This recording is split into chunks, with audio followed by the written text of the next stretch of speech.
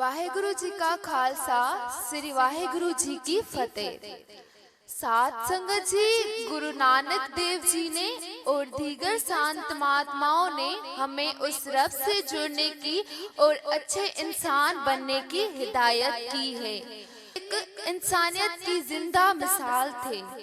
गुरु नानक देव जी ने कभी भी किसी में फर्क नहीं किया, फिर चाहे वो किसी भी जात, कौम या मौजब का हो।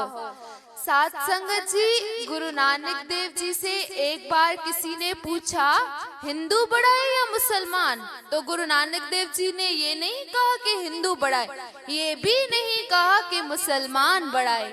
साथ संगत जी, गुरु नानक जी का एक प्यारा जवाब था, शुभ अमला बाजो दोनों रोए, यानी अच्छे कर्मों के बगैर दोनों को ही रोना पड़ेगा, फिर चाहे वो किसी भी जात, कौम या मौजब का हो। साथ संगत जी, अच्छे खानदान वाला शख्स अच्छा नहीं होता, जिनके अहमाल अच्छे होते हैं वो ही अच्छा होता है। देखो, संत रविदास जी भी कहते हैं, जन्म के कारणे होत न को नीच, जन्म की वजह से कोई नीच नहीं होता। मतलब हम ये नहीं कह सकते कि ये छोटे खानदान का है तो ये छोटा ही होगा, ये बड़े खानदान का है तो ये बड़ा ही होगा।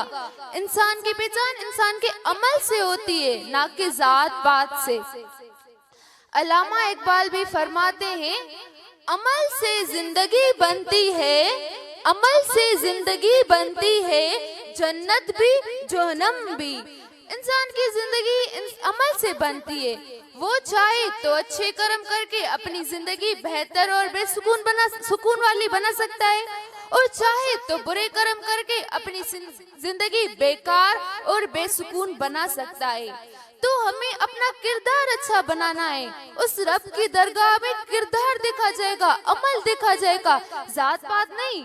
हम किसी की जात पात को देखकर ये नहीं कह सकते कि ये छोटा है, ये बड़ा है। हमें अमाल से इंसान को परखना चाहिए, ना कि जात पात से। दरअसल रब की नजर में आला वही है जो इन 5 विकार काम, क्रोध, लोभ, मोह, अहंकार को छोड़कर उस एक रब को याद करता हो।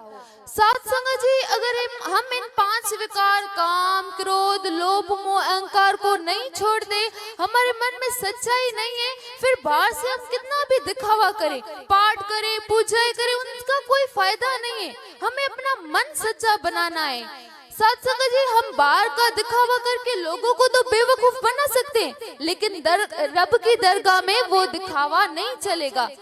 जिस तरह संत कबीर फरमाते हैं, कबीर बांग मछली सरापान जो जो प्राणी खाए, तीरथ बिरथ नेम किए ते सबे रसातल जाए। संत कबीर जी फरमाते हैं, जिस इंसान के हृदय में दया नहीं है, सच्चाई नहीं है, बेजुबान जीवों को काट काट कर खाता है, नशा करता है, मांस मछली खाता है, तीरथ बिरथ नेम किए ते सबे रसातल जाए। कहते वो चाहे कितने भी तीरथ करे, नेम करे, उसके सब व्यर्थ जाएंगे, व्यस्त जाएंगे, उनका उस पर कोई असर नहीं होगा, कोई फायदा नहीं होगा। रब के दरबार में उसके अमाल देखा जाएंगे, ना कि पाठ, पूजा, तीरथ। इसीलिए पहले हमें अपने मन को बेहतर बनाना है। वो रब हमारे अंदर है, वो कहीं बाहर नहीं है। हमें उस रब को हम अपने अंदर खोज करना है। साथ संगत जी, हमें कहीं बाहर जाने की जरूरत नहीं है, हमें जंगलों पहाड़ों में जाने की जरूरत नहीं है। हमें अपने रब को अंदर याद करना है, वो हमारे अंदर है, और गुरु नानक साहब जी के बताए हुए उपदेश पर अमल करना है। साथ संगत जी, हम बानियां तो पढ़ते हैं, पढ़ना बहुत अच्छी बात है, लेकिन हम उनको समझते नहीं है और ना ही उनके मुताबिक अपनी जिंदगी बिताते हैं। तो हम गुरु को तो मानते हैं, लेकिन गुरु की नहीं मानते।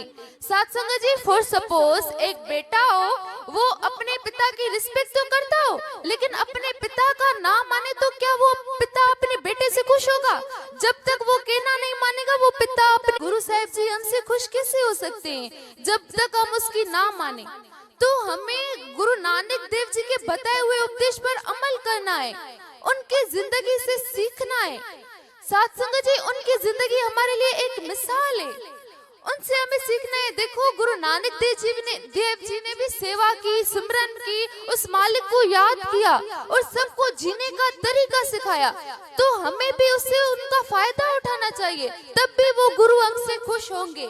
और गुरु नानक देव जी ने सबको उस एक रब से जोड़ा है, एक ओंकार से, जिसका मतलब है अकार उकार मुकार। मारने वाला, पालने वाला, पैदा करने वाला वो एक ही रब है और हम सबको उस एक रब को याद करना चाहिए।